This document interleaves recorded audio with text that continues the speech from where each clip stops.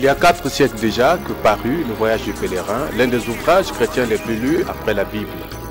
Bien que beaucoup de croyants ont déjà lu ce livre ou en ont entendu parler, très peu connaissent l'histoire de son intrépide et courageux auteur, John Bunyan. Bonsoir et bienvenue sur le plateau de l'émission Sur les traces des grands personnages, émission qui retrace et relate l'histoire du christianisme au travers ces grands hommes. Ce soir, Laura et moi, en compagnie du révérend Francis Dunona, allons marcher sur les traces de John Bunyan. Laura, bonsoir. Bonsoir Olivier. Bonsoir Pasteur Francis. Bonsoir. Et bienvenue sur le plateau de l'émission Sur les traces des grands personnages. Ce soir encore, nous allons marcher sur les traces d'un grand personnage qui a marqué de son empreinte presque indélébile l'histoire du christianisme. Il s'agit donc de John Bunyan. Alors, comme la plupart des grands personnages que nous avons déjà étudiés, que nous avons déjà vus ensemble, John Bunyan est issu d'une famille assez pauvre, lui-même était presque illettré. Alors, dites-nous comment il est né, comment il a grandi. John Bunyan est né en Angleterre, dans un petit hameau de Howroden, près de Bedford, donc en Angleterre. Il est né précisément le 28 novembre 1628 d'une famille très modeste. Son père s'appelait Thomas Bunyan et sa mère Margaret Bentley. Et Margaret Bentley, sa mère, était donc la seconde épouse de son père Thomas Bunyan. Et cette famille était pauvre, sinon même très pauvre. Le papa Thomas Bunyan était ferblantier, c'est-à-dire qu'il était chaudronnier. Il était d'ailleurs un chaudronnier ambulant. C'est avec ce travail modeste qu'il essayait donc de prendre soin de sa famille. Alors vous voyez qu'avec un travail aussi modeste, il était assez difficile pour Thomas Bunyan de pouvoir donner une scolarité adéquate à ses enfants. Et donc John Bunyan aura beaucoup de mal à avoir une scolarité vraiment adéquate faute de moyens de ses parents. Mais il a quand même pu aller à l'école et notamment apprendre à lire et à écrire à l'école qu'il va aussi abandonner très vite pour faire le même travail que son père, c'est-à-dire ferblantier ou chaudronnier. Pasteur Francis, en 1648, il se convertit au puritanisme. Que signifie ce mot et comment se passa sa conversion? John Bunyan, dans son enfance, a connu quelques turpitudes. Il était, comme tous les enfants de son âge, assez agité. Il n'adorait pas toujours Dieu. Et d'ailleurs, même lui-même soulignera cela dans son livre intitulé « Grâce abondante pour le premier des pécheurs ». Il va donc souligner que dans son enfance, il a connu une enfance dissolue, dépravée. Il insultait souvent le nom de Dieu et tout, jusqu'à ce que finalement, il sente comme si l'enfer et les démons étaient en train de le traquer et travaillaient à l'amener avec eux, étant entendu que tout le temps, il entendait comme une voix qui lui demandait de vendre le Christ. Alors, dans sa lutte pour pouvoir trouver Dieu, il va donc comme ça se convertir au puritanisme. Le puritanisme est donc une doctrine qui est donc professée par les puritains, c'est-à-dire des gens qui font profession d'une religion, plutôt d'une religion très rigide, d'une observation stricte et rigide des principes religieux. C'était donc cela. Et Bunyan, en allant vers les puritains, il voulait donc en quelque sorte essayer de prouver à Dieu qu'au travers de ses œuvres, qu'au travers de ses propres efforts, il pouvait alors plaire à ce Dieu à qui il n'avait pas plu depuis son enfance, puisqu'il était toujours là en train d'insulter le nom de Dieu et vraiment très loin de Dieu. Donc voilà comment est-ce qu'il va aller chez les puritains. Mais même quand il va aller chez les puritains, il y avait bien eu une époque également où il avait voulu aller chez les Quakers et les Ranters, qui étaient également un groupe de croyants qui se réunissaient autour de certaines doctrines, non loin du puritanisme d'ailleurs, de cette ancienne Angleterre. Alors il va d'ailleurs lui-même prier en demandant à Dieu: Seigneur, je ne sais pas toujours si les idées des Quakers et des Ranters sont correctes, mais je voudrais te dire ceci: si jamais leurs idées sont bonnes, eh bien, laisse-moi ne pas les rejeter. Mais si jamais elles sont fausses, alors fais en sorte que je les rejette. Et plus tard, d'ailleurs, Bunyan, une fois devenu prédicateur, va alors prendre à partir les Quakers et les Renters, et alors il va donc les saquer vraiment de façon très très forte, parce qu'il s'était rendu compte que beaucoup de leurs déclarations, beaucoup de leurs enseignements étaient complètement contraires à la parole.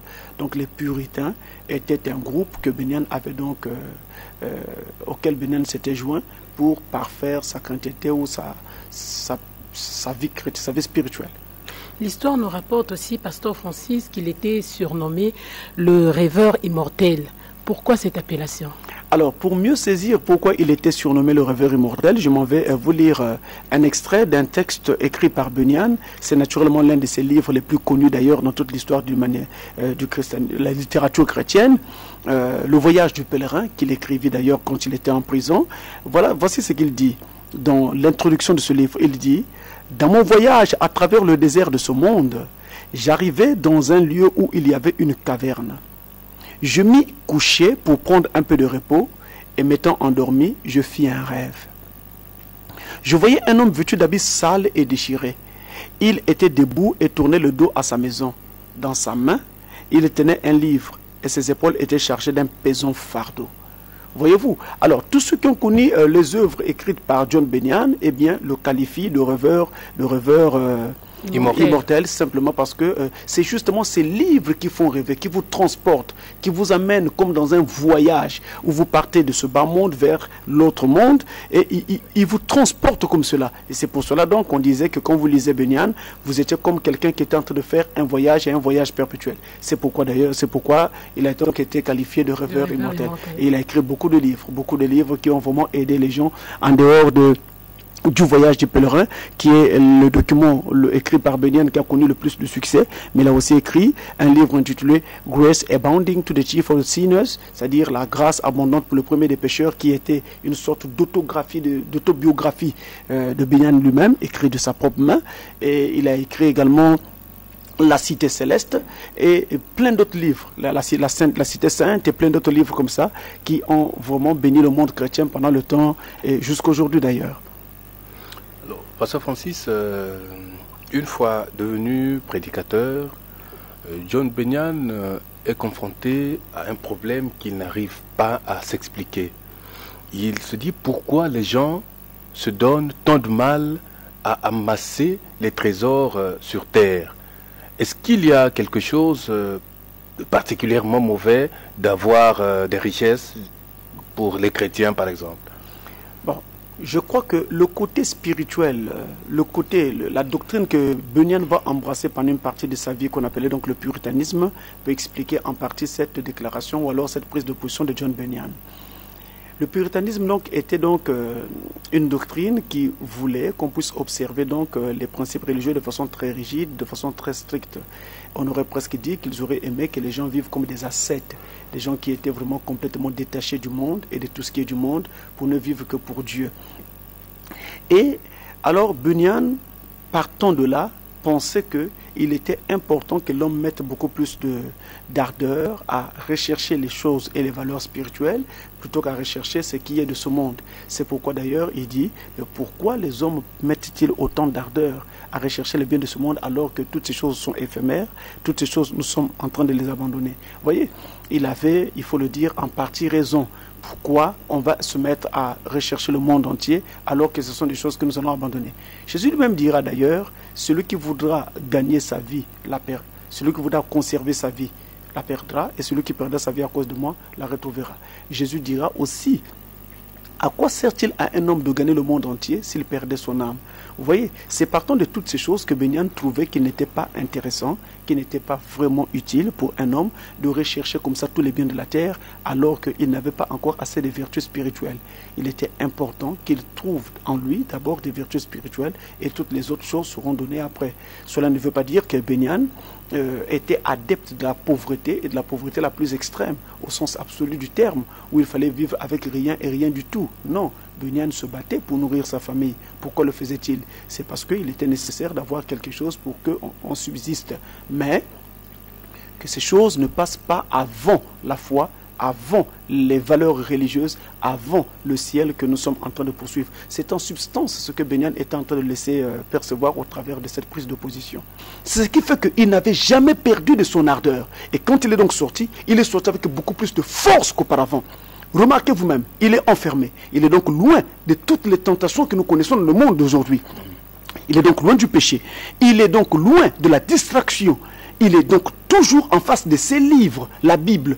Il est toujours en prière, toujours en méditation. Ça accroît les ressources spirituelles de l'homme. Et quand il sort, alors il sort avec une grande force, beaucoup d'énergie pour continuer donc à répondre la parole de Dieu. Alors, dans ces derniers prêches, Benyan déclare, je cite, « Il y a dans la prière un moment où il faut mettre à découvert la personnalité, ouvrir son cœur à Dieu. » Pouvez-vous nous édifier sur cette affirmation? John Benyan, comme je vous l'ai dit, est l'un des écrivains chrétiens qui a écrit donc sur la prière de façon vraiment très détaillée. Je dis bien très détaillée. Il a écrit un volume qui peut avoir à peu près cette taille, un volume comme ça, sur la prière uniquement, de façon très détaillée, où il a exploré tous les aspects de la prière sans mettre un seul aspect de côté. Et alors, il a montré ce qu'était la prière. Regardez la définition que John Benyan donne par exemple de la prière. Benyan dit de la prière ceci, ça c'est sa définition. Il dit, la prière est un épanchement d'un cœur sincère vis-à-vis de Dieu. C'est ce que Benyan dit. Donc vous épanchez votre cœur devant Dieu, mais de façon sincère. Vous dites tout à Dieu, mais de façon sincère. Attention, quand on dit qu'on dit tout à Dieu, nous comprenons donc qu'on n'écarte rien, on dit tout et tout est dit, et on le dit de façon sincère, donc avec même les motifs, les motivations qui nous animaient lorsque nous faisions ce que nous sommes en train de dire à Dieu, ou alors les motifs et les motivations qui nous animent pour les demandes que nous sommes en train d'adresser à Dieu.